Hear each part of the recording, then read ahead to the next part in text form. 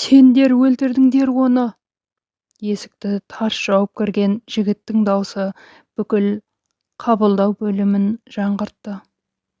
Көзі қанталап кеткен, қолдары дірілдейді.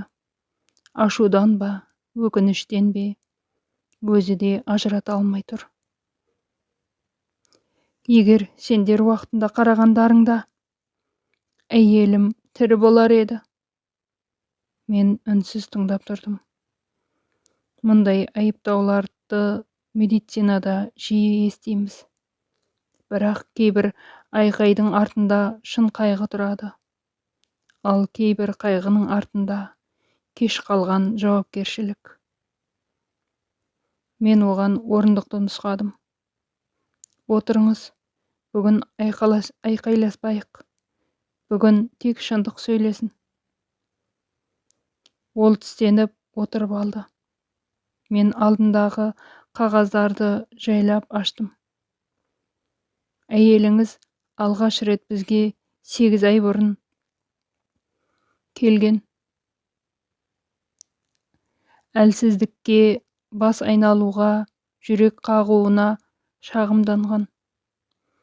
Біз толық тексеріс ұсындық. Анализ тапсырдық. Бірақ мен қағазды саусағыммен түрттім. Ол анализге келмеген. Жігіт үндемеді. Екінші рет 3 айдан кейін келді. Қан қысымы өте жоғары болды. Біз дереу ем бастау керек дедік. Тұз азайту, ұйқыны реттеу, дәрілерді уақытында ішу қажет екенін түсіндірдік. Бірақ дәрілерді 2 аптадан кейін тоқтатыпсыздар. Өйткені оған жақсы болып кетті, деп ол ақталды. Мен басымды баяу изедім. Адамдардың ең үлкен қателігі де сол. Ауру үнсіз қалса, жоғалды деп ойлайды. Бөлме іші тып-тыныш болды. Ол темекі шеккен. Иә, бірақ аз. Күніне 7-8 тал. Аз емес. Ұйқысы 4-5 сағаттан аспаған. Жұмысы ауыр еді. Ағзаға бәрібір, ол себеп сұрамайды. Мен көзін тіке қарадым. Ең соңғы рет жедел жәрдем шақырған күні, әйелі 2 күн бойы кеудесі қысылып ауырғанын айтқан. Бірақ сіздер ауруханаға келмегенсіңдер. Ол жұдырығын түйді. Ол өзі өтіп кетеді деді. Ал сіз сендіңіз. Сөзім пышақтай қадалғанын сездім. Мен даусымды бәсеңдеттім.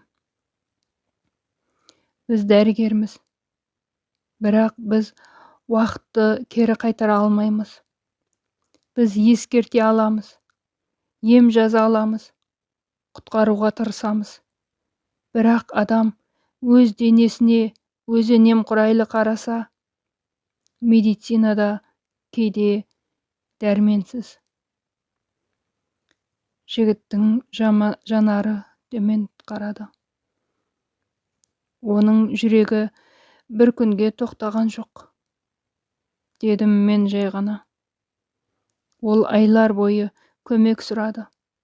Әлсіздікпен, қысыммен, ауырсынумен, шаршаумен. Бірақ сендер оны жай нәрсе деп қабылдадыңдар. Ол үнсіз қалды. Сол үнсіздік айқайдан ауыр еді. Мен құжаттарды жаптым. Сен бүгін дәрігерді кінәлап келдің. Бірақ шындық мынада. Адамдарды көбіне үлкен қателік емес, күнде қайталанатын ұсақ немқұрайлылық өлтіреді. Темекіні бір талдан, дәріні ертеңнен, тексерісті Кейіннен ауырсынуды өтіп кетеді мен. Ал өлім, ол да бір күнде келмейді. Ол адамның елемеген ұсақ қателіктерінің ішіне үнсіз жинала береді. Жігіт көзін қолымен жауып еңірей кетті. Ал мен сол сәтте тағы бір нәрсені анық түсіндім. Кейде адамдар дәрігерден ем емес, өз кінәсіне кінәлі адам іздеп келеді екен.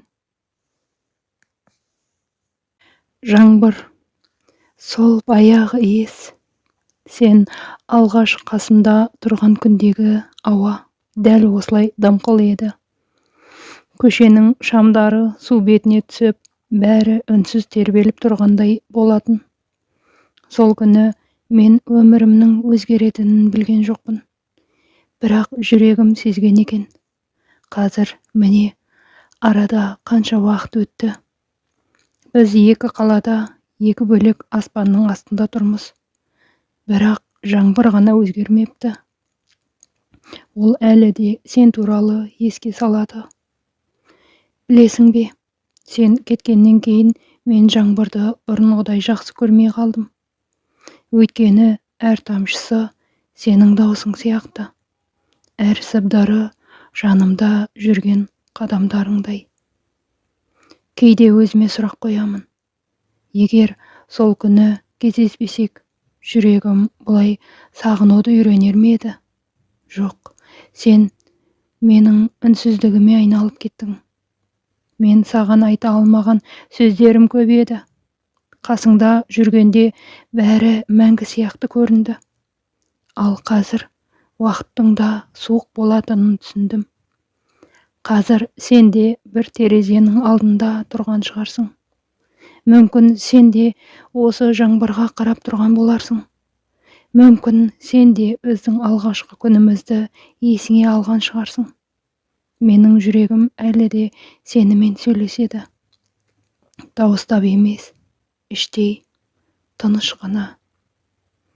Сен бақытты болсаң екен деп. Бірақ бұрышында әлі де сол кішкентай үміт бар. Бір күні осы жаңбыр бізді қайта бір көшеде кездестірер ме екен деп. Кішкентай күнінен бастап Айсәуле тәтті тағамдарды ерекше жақсы көретін. Дүкен сөрелеріндегі түрлі түсті кәмпиттер мен шоколадтарды көрсе, жанары жайнап кететін. Майлы бәліштер, газды сусындар, балмұздақ пен торттарды да шексіз жегісі келетін. Бірақ анасы қызының әр қалауын орындай бермейтін. Көп жеме қызым, денсаулығыңа зиян болады, деп тәттіні мөлшермен ғана беретін. Айсәуле болса мұны түсінбейтін. Кейде анасы өзінен қимай, қызғанып береді деп ойлайтын. Өзге балалар еркін жеп жүргенде, анасының тыйым салғанына іштей ренжитін. Уақыт өте келе, Айсәуле бой жетіп, өз алдына бөлек өмір сүре бастады. Енді оған ешкім болды демейтін. Бір күні бала күнгі арманы есіне түсіп, қалағанының бәрін сатып алды. Үстел үсті түрлі тәттілер мен майлы тағамдарға толы. Ол өзін тоқтата алмай, аш адамдай жей берді. Біраз уақыттан кейін бойы ауырлап, іші бүріп, ауыра бастады. Бас айналып, жүрегі айнып, тынысы тарылды. Қорыққанынан жедел жәрдем шақырды. Дәрігер дереу көмек көрсетіп, асқазанын жуды. Жағдайы біртіндеп тұрақталған соң, ақ халатты дәрігер ауыр күрсініп, тағы сәл кешіккенде өміріңізге қауіп төнер еді. Асқазаныңыз мұнша ауыр тағамды көтере алмаған деді. Осы сөз Айсәуленің жүрегіне қатты тиді. Сол сәтте ол анасының әр тыйымының артында мейірім жатқанын түсінді. Анасы тамақты қызғанғаннан емес, қызының денсаулығын ойлағандықтан шектеген екен. Айсәуле көз алдына бала күнгі анасының алаңдаулы жүзін елестетті. Сонда ғана ананың махаббаты кейде еркелетумен емес, шектеумен де көрінетінін ұқты. Бір ауылда Ержан деген жігіт өмір сүріпті. Ол дәмді тамақты ерекше жақсы көретін. Көңілі түссе де, қуанса да, шаршаса да тамаққа жүгінетін. Уақыт өте келе оның салмағы артып, денсаулығы сыр бере бастады. Бірақ ол мұның себебін түсінгісі келмеді. Бір күні Ержан ауыл шетіндегі дана қарияға жолығып қалады. Қария одан: «Балам, сен не үшін өмір сүресің?» деп сұрайды. Ержан ойланып: «Жақсы өмір сүру үшін, бақытты болу үшін» дейді. Қария күлімсіреп: «Онда неге сен өміріңді тамақтың айналасына құрып алғансың? Тамақ мақсат емес, құрал ғана. Көлік жанармайсыз жүрмейтіні сияқты, адам да тамақсыз өмір сүре алмайды. Бірақ ешкім көлікке жанармай құю үшін ғана көлік мінбейді ғой», дейді. Бұл сөз Ержанның жүрегіне жетеді. Ол алғаш рет тамақтың өмірдегі орнын түсінеді. Тамақ оған күш беру үшін, армандарына жетуге қуат беру үшін керек екенін ұғады. Сол күннен бастап Ержан әдеттерін өзгертеді. Ол тамақты рахат үшін ғана емес, денсаулық пен қуат көзі ретінде қабылдай бастайды. Спортпен айналысып, жаңа мақсаттар қояды. Уақыт өте келе денсаулығы жақсарып, өзіне деген сенім артады. Бірнеше жылдан кейін ол жастарға үнемі мына сөзді айтып жүреді: «Жеу үшін өмір сүрме, өмір сүру үшін же. Өйткені тамақ өмірдің мәні емес, өмір жолындағы қуат көзі ғана. Армандарыңды тамаққа айырбастама. Керісінше, тамақты армандарыңа жетудің құралына айналдыр». Кейде адамға бір сәттік ләззат емес, ұзақ мерзімді мақсат маңыздырақ болады. Өз денсаулығыңды бағала. Өйткені мықты дене мен сергек сана ғана сені армандарыңа жеткізеді.